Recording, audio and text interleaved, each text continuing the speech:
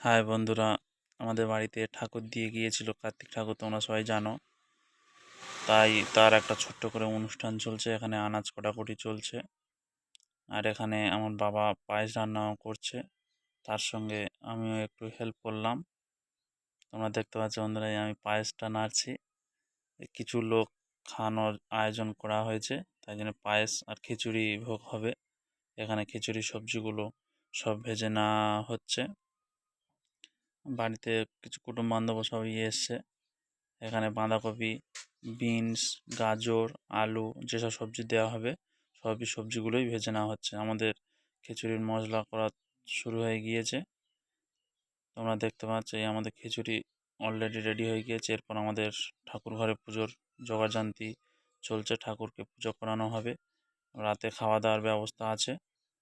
আর ঠাকুরকে আমরা পুজো করতে দিয়েছি, তাই কিছু লোকজন সব চলে এসছে। প্রায় রাত 9টা নাগাদ আমরা খাওয়া দাওয়া শুরু করে দিয়েছি। সব খাচ্ছে, তোমরা দেখতে পাচ্ছ বন্ধুরা, সব এসছে খেতে। ভিডিওটি ভালো লাগলে লাইক, কমেন্ট, শেয়ার এবং চ্যানেলটিকে সাবস্ক্রাইব করে দেবেন বন্ধুরা।